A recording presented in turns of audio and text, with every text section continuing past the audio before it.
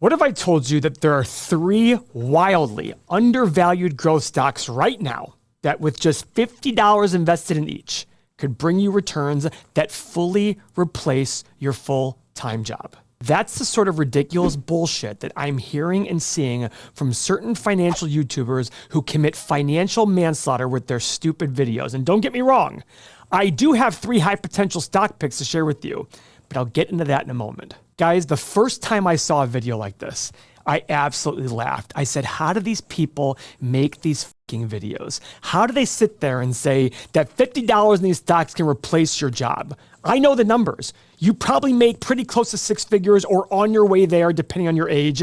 And if you're older, you probably make more than that. How can $150 replace all of that in the near future? It's absolute bullshit. You know what it is? It's clickbait. But I know you're here watching this because you're smarter than that. So let's go analyze 3 stocks that could actually make sense. First stock is one of the ones that Mo loves the most. He doesn't love the stock. He loves the product. It's called Crocs. Now guys, Crocs has absolutely come to market. Look at this, all-time high of 183. They hit a low recently of $88.25, and now they're back over 100.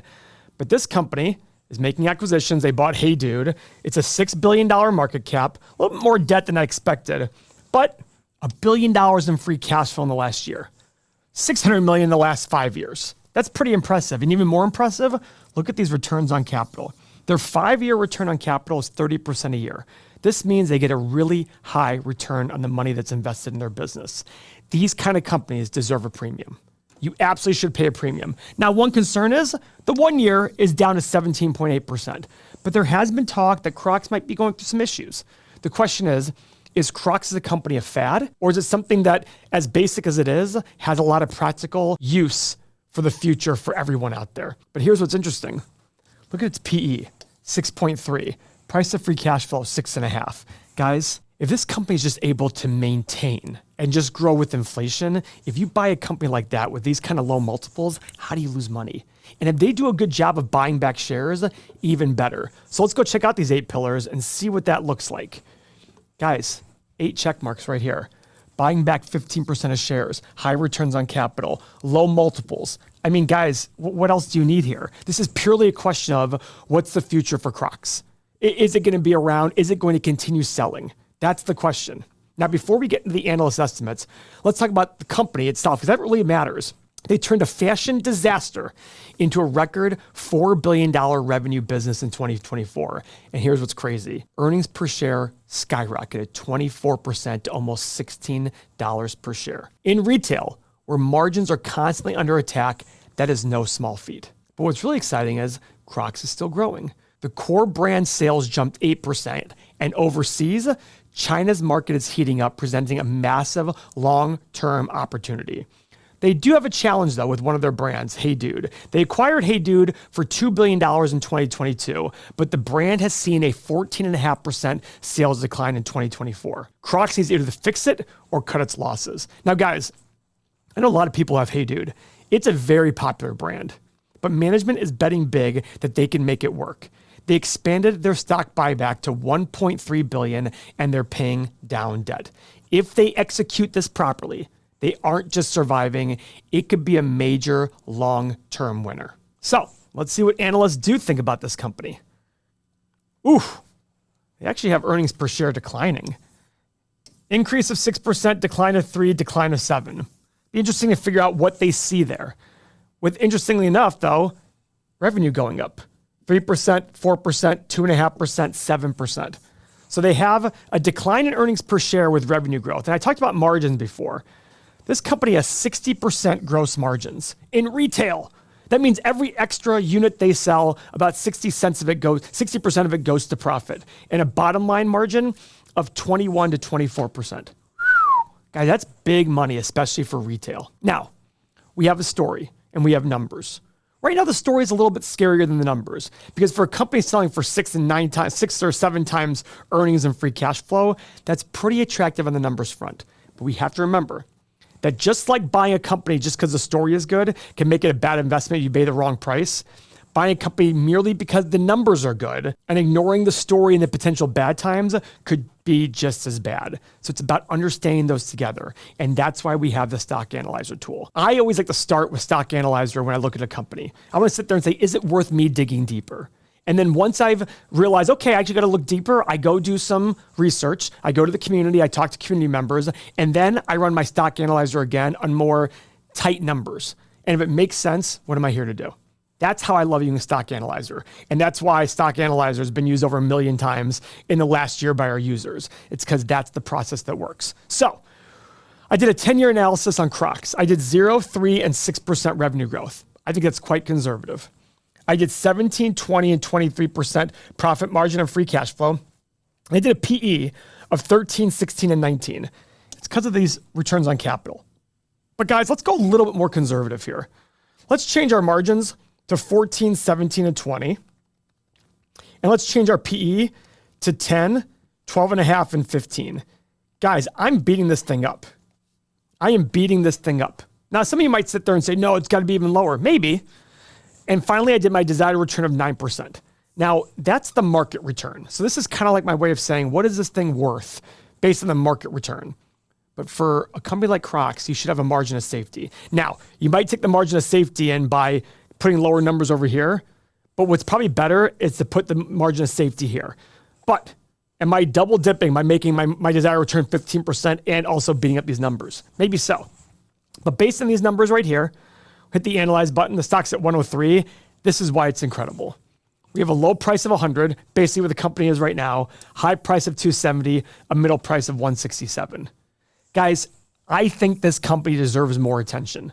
Now, I'm not validating or saying what's going to happen in the future for this company, but this is probably a brand that might be here to stay. So if you think it's here to stay, you got to take a look at this. Stock number 2, Qualcomm. Guys, this company saw an all-time high of $230 back in June. Now it's down to 158 with a low of 150 just back in December.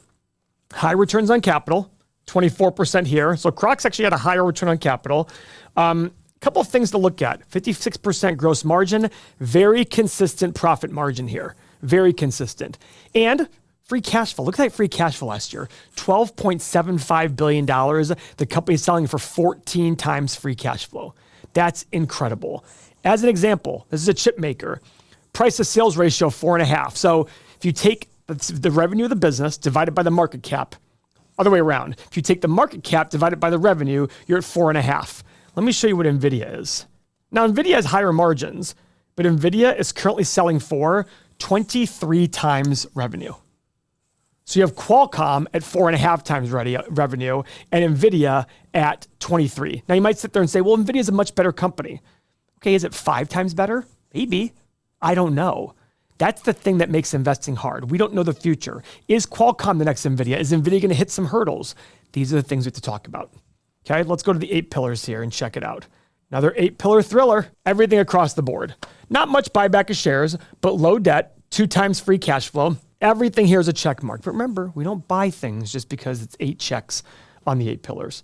And we don't avoid things just because there's 8 X's. It's about telling a story. And the story here tells me that, okay, this company looks pretty decent. I love the fact that they have very low debt. And Qualcomm is not a company that I would think would be gone in the next 10 years or 20 years. I think it's going to be able to do very, very well. And their last earnings report, they pulled in $11.7 billion in revenue, up 17% year over year, and it crushed estimates. With strong earnings and tailwinds from AI, Qualcomm has a real upside. But like everything, valuation matters. If the numbers check out, from a high level, it seems like it, this could be a great long-term play. Analyst estimates. All right, a little up and down here, but growing from $12 to $17 in the next 4 years. Pretty decent, 50% growth, almost. And revenue growth, not much on these. 12%, 5%, 2%. All right, not great, not awful. So if somebody's sleeping on Qualcomm, let's check it out. Let's use our stock analyzer tool to look at things. Okay, so I did a 10-year analysis, 3, 6, and 9%. Profit margin and free cash flow margin, 19, 22, and 25. Now, guys, I think this is a little bit low, potentially, unless you think the last 5 years was a fluke. But look at this year, 26% and 31% on the profit margin and free cash flow. So big time numbers. Am I being conservative here? Maybe so. PE and price of free cash flow, I did 15, 17, and 19. I'm wondering if that's too low. Because, I mean, these are high returns on capital. You got to pay a premium for that. Now, you might sit there and say, yeah, but they're in a business that has a lot of competition. Yeah, maybe so. But I don't know. Maybe it justifies it.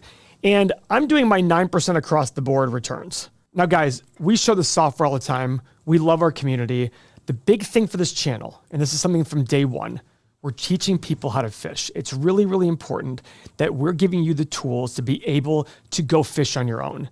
All those other channels are trying to tell people, go buy this stock, go buy that stock. If that's you, one, I doubt you've made it this far in the video. And two, we are not the channel for you. We want you to become a great investor. So if you want to get a lot of different perspectives, that's why I have the community. Thousands of like-minded investors who have a different view of everything. That's what's most important. And of course, we have stocks, we have retirement, we have real estate, we have all these tools in this community now. So if you're trying to make better decisions, and more importantly, when the market does have a bear market, which will happen eventually, it will become scary. Do you want to be fearful on your own, or do you want to have like-minded people that can help you remain calm and make better decisions? If you want all of that, we're the community. Join the community, everythingmoney.com/signup. Click the link in the description below. There's a 7-day trial. I'm not asking you to make a lifelong commitment. I'm just asking you to dip your toe in and see how it can help you. Guys, I got a low price of 106, high price of 250, middle price of basically where it's at today. Now, remember, does this justify the investment? Guys, if you're going to buy a company for just 9 or 10% return, just buy the S&P. You'll get that over 30 or 40 years. If you want to buy an individual business, you got to get some sort of margin of safety. Does it mean you take a look at this? Absolutely. And get yourself ready and add this to your watch list at a certain price. Like maybe I'll add it to my watch list at 120, 130. And I'll get an email and I'll get a notification on the app and on the computer when it hits that price. And if it never hits that price, that's fine by me. Stock number 3, PayPal. Guys, company I own, again, don't buy it just because I do. Hit a low in the last 52 weeks of $57, hit a high of 94 a couple months ago. Guys, this company makes a lot of sense to me. It's got way higher cash flow than net income. It's got decent returns on capital increasing, not phenomenal, but increasing. Gross profit 46%, consistent 13 to 14% profit margin, and selling for basically low double digits price of free cash flow. And this is a company that has Venmo, and we're going to get into that shortly. But let's go check out our 8 pillars here. Now they're 8 pillars, so 3 8-pillar companies. Guys, I look at this going, what else do you want me to tell you? What else do you want me to say? They're buying back shares, which I love. This is a company that saw $300 a share just 4 years ago, 3.5 years ago. Now it's down a ton, and the valuations make sense. That's what I love about this. So they're buying back shares, and I love that they're doing that. They're doing a whole turnaround. So let's go look at the analyst estimates. $5 a share now, $8.50. That's a 60% growth in the next 4 or 5 years. That's a lot of growth, guys. Especially as they buy back shares, it's going to drive up earnings per share. Why? Because as they buy back shares, now the total earnings are being divided by less and less shares. That's how smart companies buy back their shares at cheap prices. You can't buy them back at high prices.